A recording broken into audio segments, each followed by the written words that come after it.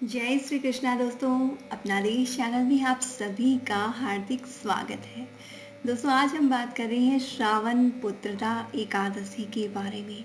श्रावण पुत्रदा एकादशी का व्रत किस तरह से करना चाहिए, श्रावण एकादशी व्रत कब है, श्रावण एकादशी व्रत के पारण का समय क्या है, इसके धार्मिक महत्व को समझेंगे। साथ ही एकादशी का व्रत किन किन तरीकों से किया जा सकता है, किन खास नियमों का हमें पालन करना चाहिए। साथ ही श्रावण पुत्रदा एकादशी के व्रत की विधि पूजा विधि को जानेंगे और सुनेंगे श्रावण पुत्रदा एकादशी व्रत की कथा।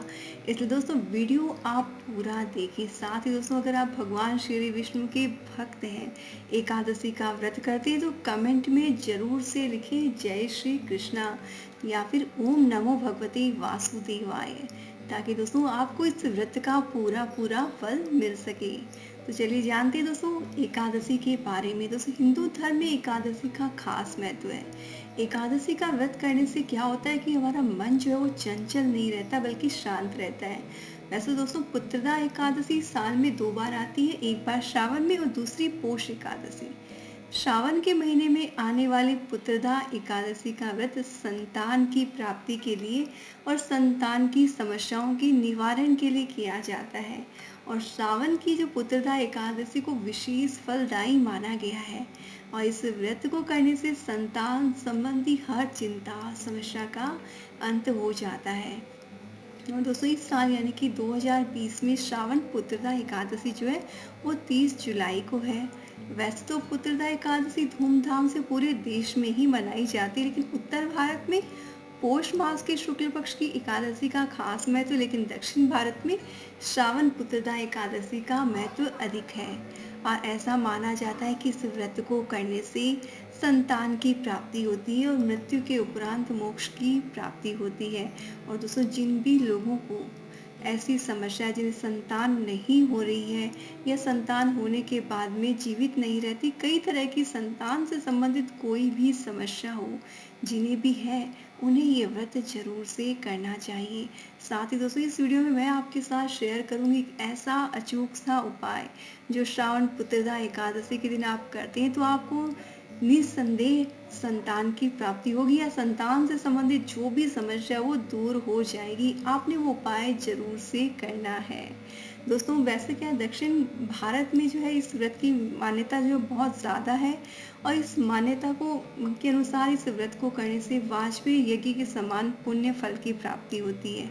यही नहीं, पुत्रदा एकादशी व्रत से योग्य संतान की प्राप्ति होती है। और यदि पूर्ण मनोयोग से निसंतान दंपति इस व्रत को करेंगे तो उन्हें संतान का सुख जरूर से मिलेगा। और साथ दोस्तों मेरा बताया हुआ अगर उपाय कर लेंगे तो आपकी जो भी समस्या संतान से रिलेटेड है वो जरूर से दूर हो जाएगी।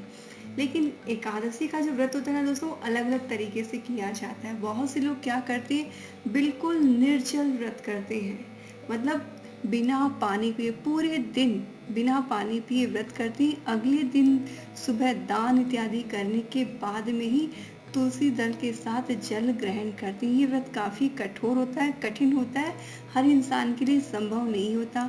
और कुछ लोग जो है वो व्रत में जल या चाय दूध लेकर व्रत करते हैं और कुछ लोग जो कठिन व्रत नहीं कर सकते हैं वो संयमित रहकर पूरे नियमों का पालन करते हुए फलाहार या शाकाहार के साथ एकादशी का व्रत करते हैं। दोस्तों जैसी आपके शरीर की अवस्था हो उसके अकॉर्डिंग आपने व्रत करना चाहिए। बस व्रत में जो है कुछ नियम है। सबसे पहला ये कि संतान की कामना के लिए एकादशी के दिन भगवान कृष्ण या भगवान विष्णु की पूजा करनी चाहिए। भगवान श्री हरि विष्णु के मंत्र ओम नमो भगवते वासुदेवाय का आपने अधिक से अधिक जप करना चाहिए। और दोस्तों निर्जल व्रत तभी करना चाहिए जब आप पूर्ण रूप से स्वस्थ हैं, आपको किसी भी तरह की फिजिकल प्रॉब्लम है तो आपने निर्जल व्रत नहीं करना चाहिए। और अगर आप कोई भी तरह का कोर्स चल रहा है, मेडिकल कोर्स चल रहा है, तो आपने दवाई ले लेनी चाहिए, उसको आपने बिल्कुल भी नहीं छोड़ना चाहिए। और आम लोग सिंपल साधारण व्रत करने वाले लोगों को फलाहार या जल लेकर ही ये व्रत करना चाहिए। दोस्तों अब जान लेते हैं इस व्रत की विधि, यानी ये व्रत आपने करना कैसे है। दोस्तों एकादशी का व्रत दशमी तिथि से ही शुरू हो जाता है, यानी कि दशमी के दिन से ही आपने ब्रह्मचर्य का पालन करना चाहिए। और एकादशी तिथि के दिन आपने जल्दी उठकर गंगा जल या किसी भी पवित्र नदी के जल में आपने पानी मिक्स करके फिर स्नान करना चाहिए। और फिर स्नान करने के बाद में आपने व्रत का संकल्प लेने के साथ भगवान विष्णु के बाल गोपाल से पुत्र प्राप्ति और संतान प्राप्ति की प्रार्थना करनी चाहिए। या आपकी कोई भी संतान से रिलेटेड जो भी समस्या है वो आपने संकल्प लेते समय भगवान से कह देनी है। और इस पूजा में आपने कुशा के आसन का प्रयोग करना चाहिए और पूरे श्रद्धा भाव से भगवान श्री हरि विष्णु का षोडशोपचार विधि से आप पूजन करें। और साथ ही इस दिन आप भोग में भगवान को माखन मिश्री का भोग लगाएं, क्योंकि दोस्तों ये व्रत संतान के लिए किया जाता है, इसलिए बाल गोपाल की पूजा का विशेष महत्व है। इसलिए भगवान को आपने प्रसाद के रूप में माखन मिश्री का जो है वो भोग लगाना है। और भगवान के मंत्रों का कम से कम कोई भी एक मंत्र ले लो आप, और उस मंत्र का 108 बार आपने जप करना है। और दोस्तों मंत्र जप के समय अपनी मनोकामना भगवान से आपने कह देनी है। और पूजन के बाद भगवान शिव जी का आपने जलाभिषेक करना चाहिए, क्योंकि दोस्तों ये एकादशी श्रावण में आती है, इसलिए इस दिन आपने भगवान शिव शंकर भोलेनाथ का जलाभिषेक करना चाहिए। उनकी भी पूरी विधि विधान से पूजा करनी चाहिए। दोस्तों सुबह की पूजा के बाद में पूरे दिन आपने भगवान श्री विष्णु का ध्यान करते हुए ओम नमो भगवते वासुदेवाय मंत्र का जाप करते रहना चाहिए। और फिर शाम के समय आपने घी का दीपक जलाकर भगवान की फिर से पूजा करनी चाहिए। साथ ही तुलसी के पास में भी आपने घी का दीपक जरूर से जलाना चाहिए। उसके बाद में आप कुछ भी फलाहार या सागार जो खाना चाहिए आप खा सकते हैं। और फिर अगले दिन आपने सुबह में किसी गरीब व्यक्ति को, भूखे व्यक्ति को कुछ अन्नदान करके ही व्रत का पालन करना चाहिए। दोस्तों जब भी आप व्रत का पालन करें तो उसके पहले आपने दान जो है वो जरूर से करना चाहिए। जरूरी नहीं कि आप किसी ब्राह्मण को दें, आप किसी भूखे व्यक्ति को, जरूरतमंद व्यक्ति को दान करें। अगर खाने की या खाना उस टाइम पॉसिबल नहीं हो तो आप अनाज जो है वो साइड में रख दीजिए दान के लिए। उसके बाद में आप व्रत का पालन कर सकते हैं। व्रत आप चाहे किसी भी तरह के से करो, व्रत का पालन आपने तुलसी दल के साथ जल ग्रहण करके ही करना चाहिए। और दोस्तों जैसे एकादशी तिथि जो है वो 29 तारीख को रात को, वैसे 30 तारीख हो जाएगी, लेकिन अगर हम सिंपल भाषा में समझें तो 29 तारीख की रात को 1:16 से एकादशी जो शुरू हो जाएगी। और एकादशी तिथि 30 तारीख को रात को 11:49 तक रहेगी। और इसलिए आपने एकादशी व्रत का जो पालन करना है वो आपने करना है 31 जुलाई की सुबह में 5:42 से 8:24 के बीच में आप कभी भी व्रत का पारण कर सकते हैं दोस्तों। लेकिन 12 बजे के पहले आपने व्रत का पारण कर लेना है, इस बात का आपने ख्याल रखना है। साथ ही दोस्तों अगर आप ये व्रत करते हैं लेकिन आपको उसका फल नहीं मिलता है, उसके पीछे कुछ गलतियां होती हैं। जब भी आप एकादशी का व्रत करें तो व्रत के नियमों का पालन जरूर से करें। जैसे दशमी की रात को में जो है शहद, चना, साग, मसूर की दाल और पान जो नहीं खाना चाहिए। एकादशी के दिन बिल्कुल भी झूठ नहीं बोलना चाहिए, बुराई नहीं करनी चाहिए, किसी की चुगली नहीं करनी चाहिए। और दशमी की रात को भी आपने मांस, शराब, नॉनवेज, किसी भी तरह की नशीली चीज़ों का इस्तेमाल बिल्कुल भी नहीं करना चाहिए। और एकादशी को तो भूल कर भी ये सब काम नहीं करना चाहिए। एकादशी के दिन चावल, बैंगन खाना बिल्कुल भी वर्जित है, तो आपने इस बात का ख्याल रखना है। एकादशी और दशमी तिथि को किसी और का अनाज, यानी किसी और के द्वारा दिया गया अनाज, किसी भी तरह का अनाज खाना आपने बिल्कुल भी नहीं खाना चाहिए।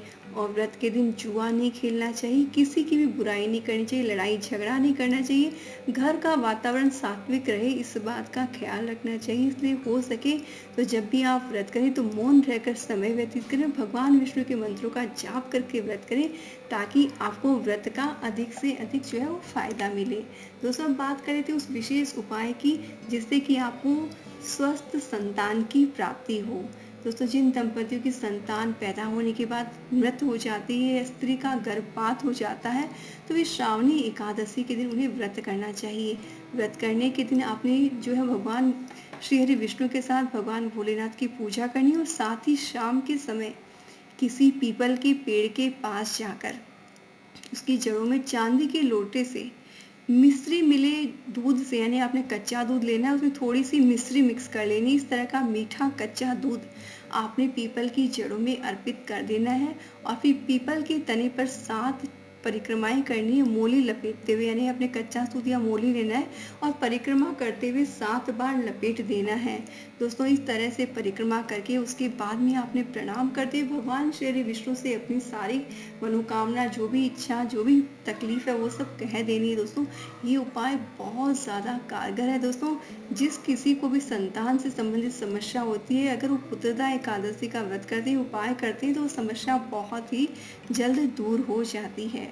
दोस्तों ये तो हो गई पूजा विधि, नियम इत्यादि। अब हम सुन लेते हैं पुत्रदा एकादशी व्रत की कथा। दोस्तों अगर आप व्रत नहीं भी कर रहे हो तब भी आपने एकादशी व्रत की कथा का श्रवण जरूर से करना चाहिए, दूसरों को भी आपने जरूर से सुनाना चाहिए। जय श्री कृष्णा दोस्तों, अपना देश चैनल में आप सभी का हार्दिक स्वागत है। दोस्तों आज हम बात कर रहे हैं श्रावण पुत्रदा एकादशी के बारे में। श्रावण पुत्रदा एकादशी का व्रत किस तरह से करना चाहिए, श्रावण एकादशी व्रत कब है, श्रावण एकादशी व्रत के पारण का समय क्या है, इसके धार्मिक महत्व को समझेंगे। साथ ही एकादशी का व्रत किन किन तरीकों से किया जा सकता है, किन खास नियमों का हमें पालन करना चाहिए। साथ ही श्रावण पुत्रदा एकादशी के व्रत की विधि, पूजा विधि को जानेंगे और सुनेंगे श्रावण पुत्रदा एकादशी व्रत की कथा। इसलिए दोस्तों वीडियो आप पूरा देखें। साथ ही दोस्तों अगर आप भगवान श्री विष्णु के भक्त हैं, एकादशी का व्रत करते हैं, तो कमेंट में जरूर से लिखें जय श्री कृष्णा या फिर ओम नमो भगवते वासुदेवाय, ताकि दोस्तों आपको इस व्रत का पूरा फल मिल सके। तो चलिए जानते हैं दोस्तों एकादशी के बारे में। दोस्तों हिंदू धर्म में एकादशी का खास महत्व है। एकादशी का व्रत करने से क्या होता है कि हमारा मन जो है वो चंचल नहीं रहता, बल्कि शांत रहता है।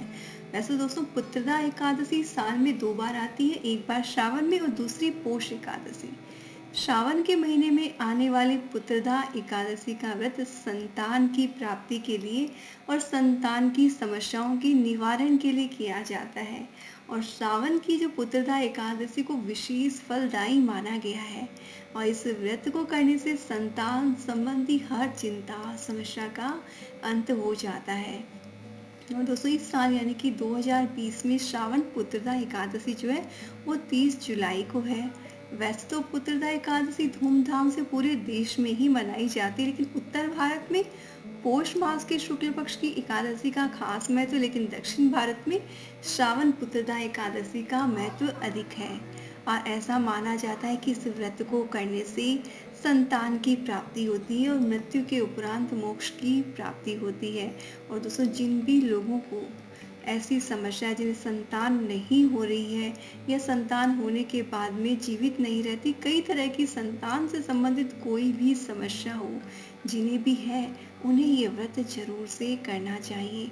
साथ ही दोस्तों इस वीडियो में मैं आपके साथ शेयर करूंगी एक ऐसा अचूक सा उपाय जो श्रावण पुत्रदा एकादशी के दिन आप करते हैं तो आपको निस्संदेह संतान की प्राप्ति होगी या संतान से संबंधित जो भी समस्या वो दूर हो जाएगी। आपने वो उपाय जरूर से करना है।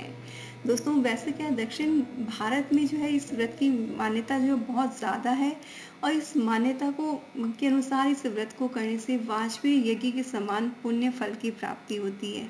यही नहीं, पुत्रदा एकादशी व्रत से योग्य संतान की प्राप्ति होती है। और यदि पूर्ण मनोयोग से निसंतान दंपति इस व्रत को करेंगे तो उन्हें संतान का सुख जरूर से मिलेगा। और साथ दोस्तों मेरा बताया हुआ अगर उपाय कर लेंगे तो आपकी जो भी समस्या संतान से रिलेटेड है वो जरूर से दूर हो जाएगी। लेकिन एकादशी का जो व्रत होता है ना दोस्तों, अलग अलग तरीके से किया जाता है। बहुत से लोग क्या करते हैं, बिल्कुल निर्जल व्रत करते हैं, मतलब बिना पानी पिए पूरे दिन बिना पानी पिए व्रत करती हैं। अगले दिन सुबह दान इत्यादि करने के बाद में ही तुलसी दल के साथ जल ग्रहण करती हैं। ये व्रत काफ़ी कठोर होता है, कठिन होता है, हर इंसान के लिए संभव नहीं होता। और कुछ लोग जो है वो व्रत में जल या चाय दूध लेकर व्रत करते हैं और कुछ लोग जो कठिन व्रत नहीं कर सकते हैं वो संयमित रहकर पूरे नियमों का पालन करते हुए फलाहार या शाकाहार के साथ एकादशी का व्रत करते हैं। दोस्तों, जैसी आपके शरीर की अवस्था हो उसके अकॉर्डिंग आपने व्रत करना चाहिए। बस व्रत में जो है कुछ नियम है। सबसे पहला ये कि संतान की कामना के लिए एकादशी के दिन भगवान कृष्ण या भगवान विष्णु की पूजा करनी चाहिए। भगवान श्री हरि विष्णु के मंत्र ओम नमो भगवते वासुदेवाय का आपने अधिक से अधिक जप करना चाहिए। और दोस्तों, निर्जल व्रत तभी करना चाहिए जब आप पूर्ण रूप से स्वस्थ हैं, आपको किसी भी तरह की फिजिकल प्रॉब्लम है तो आपने निर्जल व्रत नहीं करना चाहिए। और अगर आप कोई भी तरह का कोर्स चल रहा है, मेडिकल कोर्स चल रहा है, तो आपने दवाई ले लेनी चाहिए, उसको आपने बिल्कुल भी नहीं छोड़ना चाहिए। और आम लोग, सिंपल साधारण व्रत करने वाले लोगों को फलाहार या जल लेकर ही ये व्रत करना चाहिए। दोस्तों, अब जान लेते हैं इस व्रत की विधि, यानी ये व्रत आपने करना कैसे है। दोस्तों, एकादशी का व्रत दशमी तिथि से ही शुरू हो जाता है, यानी कि दशमी के दिन से ही आपने ब्रह्मचर्य का पालन करना चाहिए। और एकादशी तिथि के दिन आपने जल्दी उठकर गंगा जल या किसी भी पवित्र नदी के जल में आपने पानी मिक्स करके फिर स्नान करना चाहिए। और फिर स्नान करने के बाद में आपने व्रत का संकल्प लेने के साथ भगवान विष्णु के बाल गोपाल से पुत्र प्राप्ति और संतान प्राप्ति की प्रार्थना करनी चाहिए। या आपकी कोई भी संतान से रिलेटेड जो भी समस्या है वो आपने संकल्प लेते समय भगवान से कह देनी है। और इस पूजा में आपने कुशा के आसन का प्रयोग करना चाहिए और पूरे श्रद्धा भाव से भगवान श्री हरि विष्णु का षोडशोपचार विधि से आप पूजन करें। और साथ ही इस दिन आप भोग में भगवान को माखन मिश्री का भोग लगाएं, क्योंकि दोस्तों ये व्रत संतान के लिए किया जाता है, इसलिए बाल गोपाल की पूजा का विशेष महत्व है। इसलिए भगवान को आपने प्रसाद के रूप में माखन मिश्री का जो है वो भोग लगाना है। और भगवान के मंत्रों का कम से कम कोई भी एक मंत्र ले लो आप, और उस मंत्र का 108 बार आपने जप करना है। और दोस्तों, मंत्र जप के समय अपनी मनोकामना भगवान से आपने कह देनी है। और पूजन के बाद भगवान शिव जी का आपने जलाभिषेक करना चाहिए, क्योंकि दोस्तों ये एकादशी श्रावण में आती है, इसलिए इस दिन आपने भगवान शिव शंकर भोलेनाथ का जलाभिषेक करना चाहिए। उनकी भी पूरी विधि विधान से पूजा करनी चाहिए। दोस्तों, सुबह की पूजा के बाद में पूरे दिन आपने भगवान श्री विष्णु का ध्यान करते हुए ओम नमो भगवते वासुदेवाय मंत्र का जाप करते रहना चाहिए। और फिर शाम के समय आपने घी का दीपक जलाकर भगवान की फिर से पूजा करनी चाहिए। साथ ही तुलसी के पास में भी आपने घी का दीपक जरूर से जलाना चाहिए। उसके बाद में आप कुछ भी फलाहार या शाकाहार जो खाना चाहिए आप खा सकते हैं।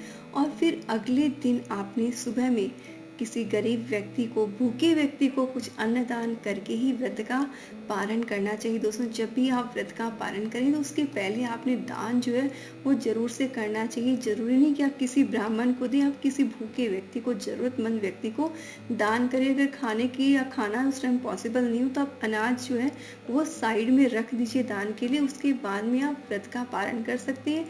व्रत आप चाहे किसी भी तरह से करो, व्रत का पालन आपने तुलसी दल के साथ जल ग्रहण करके ही करना चाहिए। और दोस्तों, जैसे एकादशी तिथि जो है वो 29 तारीख को रात को, वैसे 30 तारीख हो जाएगी, लेकिन अगर हम सिंपल भाषा में समझें तो 29 तारीख की रात को 1:16 से एकादशी जो शुरू हो जाएगी। और एकादशी तिथि 30 तारीख को रात को 11:49 तक रहेगी। और इसलिए आपने एकादशी व्रत का जो पालन करना है वो आपने करना है 31 जुलाई की सुबह में 5:42 से 8:24 के बीच में आप कभी भी व्रत का पारण कर सकते हैं। लेकिन 12 बजे के पहले आपने व्रत का पारण कर लेना है, इस बात का आपने